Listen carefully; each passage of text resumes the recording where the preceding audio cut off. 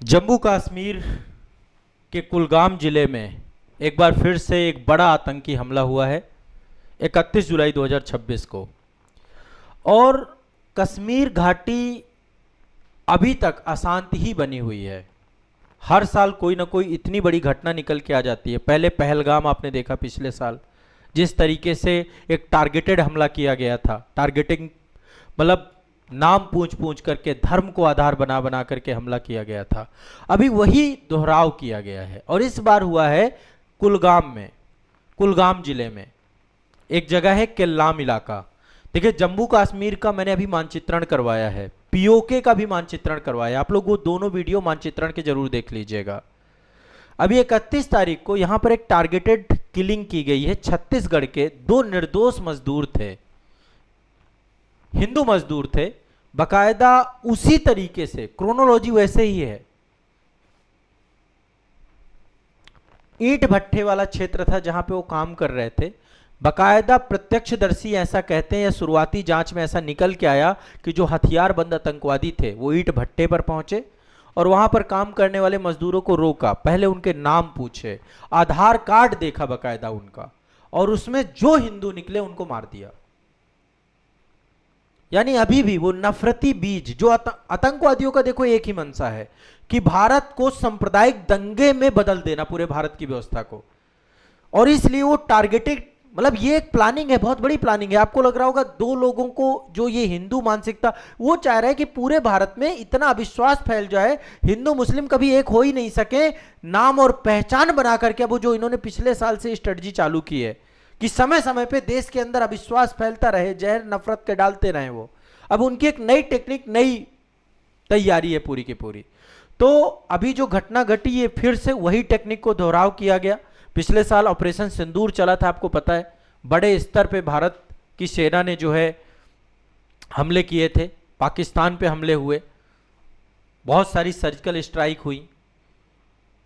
तो अभी हिंदू मजदूरों को नाम और पहचान सुनिश्चित करने के बाद आतंकवादियों ने उनको अलग पहले खड़ा किया, फिर AK-47 से अंधाधुंध फायरिंग की, और इसके बाद अंधेरे का फायदा उठा के, जैसा हमेशा की तरफ वो गायब हो जाते हैं, गायब हो गए। 24 साल का एक पर्सन था जिसका नाम था दीपक रात्रे। छत्तीसगढ़ के साक्ती जिले का निवासी था। गोली लगने के बाद अस्पताल ले जाया गया, मौके पर ही दम तोड़ दिया। उसके घर में शादी हो चुकी थी, 2 साल का बेटा था, एक माँ थी, एक दिव्यांग भाई था। घर का एकमात्र व्यक्ति जो पूरा घर संभालता था, इकलौता सहारा था, वो खत्म हो गया। भूपेंद्र कुमार 28 साल का बच्चा, ये सारंगढ़ जिले से जुड़ा हुआ है। तो कहानी बहुत बुरी हो गई है। कश्मीर घाटी जो है लगातार, अब इसमें एक जगह, एक संगठन है जो हमेशा इस समय बहुत चर्चा में बना था, TRF, द रेजिलेंस फ्रंट। इसने बहुत सारी टारगेटेड किलिंग की है। कश्मीरी पंडितों को इन्होंने भगाया, गैर स्थानीय नागरिकों को, यहाँ पे सुरक्षा बलों को टारगेट करता रहता है। ये द रेजिलेंस फ्रंट, TRF, ये एक ग्रुप है यहाँ का। यहाँ पे सेना बहुत है, सुरक्षा बल बहुत सारे हैं। टाइम टू टाइम पे यहाँ पे सर्च ऑपरेशन चलते रहते हैं। भारतीय सेना, राष्ट्रीय राइफल्स के जवान हैं यहाँ पे, जम्मू कश्मीर की पुलिस है, CRPF है यहाँ पे।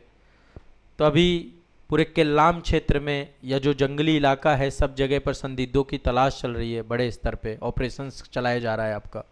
अभी आप सभी को पता है इस समय अमरनाथ की यात्रा भी चल रही है, सावन का महीना भी चल रहा है। तो निश्चित तौर पे जब इस तरीके की घटना घटती है तो निश्चित तौर पे पूरी सुरक्षा व्यवस्था चिंता का विषय बन जाता है, क्योंकि वहाँ तो सारे यात्रा करने वाले ज़्यादातर लोग हिंदू ही हैं। तो अभी सरकार जो है यात्रा मार्गों की अतिरिक्त चौकसी कर रही है, वहाँ पे कदम कदम पे पूरी सेना रहती है वैसे। इसके बाद जम्मू कश्मीर के जो उपराज्यपाल हैं मनोज सिन्हा साहब, उनके द्वारा सुरक्षा बलों को और आतंकवादियों को पूरी तरीके से सफाया करने को लेकर के कई सारे दिशा निर्देश दिए गए हैं। सरकार का एक ही काम होता है, जैसे ही घटनाएं घटती हैं, कई बार जो है इसमें पॉलिटिक्स भी होती है, कड़ी निंदा की जाती है, ये सब जरूरी है, लेकिन अल्टीमेट इसका संपूर्ण समाधान की तरफ अब भारत को जाना चाहिए। उग्रवाद की समस्या, और ये बहुत अच्छा कदम था जो 2019 में हुआ कि जम्मू कश्मीर से अनुच्छेद 370 हटाया गया।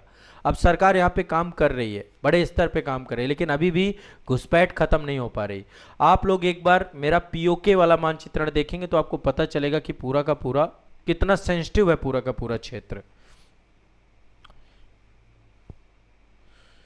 तो ये पूरा एक मामला था। छत्तीसगढ़ सरकार के द्वारा भी, विष्णुदेव साय हैं मुख्यमंत्री, उन्होंने भी गहरा दुख और पीड़ित परिवारों की मदद की बात की गई है। जम्मू कश्मीर सरकार के द्वारा पीड़ित परिवारों को 10-10 लाख रुपए की अनुग्रह राशि देने की बात की गई। लेकिन देखो, जिनके घर से लोग खत्म होते हैं उनका कोई कुछ वापस नहीं लौटा सकता है। पैसा एक माध्यम सहारा जरूर बनता है, लेकिन व्यक्ति को वापस नहीं किया जा सकता है। ठीक है, तो ये घटना अभी इससे पहले अभी 22 जुलाई को एक घटना और घटी थी अनंतनाग में। लाल चौक के इलाके में अमरनाथ की ड्यूटी पर एक जम्मू कश्मीर का पुलिस कांस्टेबल था जिसका नाम था आसिक हुसैन कुरैशी। उसको भी गोली मार करके हत्या की थी इन्होंने, टीआरएफ ने ही जिम्मेदारी ली थी। तो ये हिंदू मुस्लिम भी कुछ नहीं देख रहे हैं, ये तो अपना हित देख रहे हैं। इनको मिल रही है पाकिस्तान से फंडिंग, और ये किसी भी तरीके से भारत को अशांत करना चाहते हैं, दहशत का माहौल बना के रखना चाहते हैं, हिंदू मुस्लिम करवाना चाहते हैं, देश के अंदर दंगा फैलाना चाहते हैं। यही काम पहलगाम में इन्होंने करवाया था। पहलगाम में इन्होंने पूरा टारगेटेड किलिंग की, जो हिंदू थे सबको पूछ पूछ के मारा इन्होंने।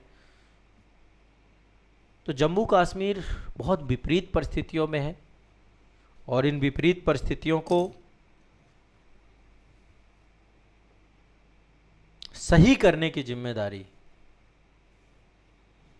बहुत जरूरत है कि सही समय पर इनको सही किया जा सके। ठीक है, तो ये एक बहुत महत्वपूर्ण विषय वस्तु है।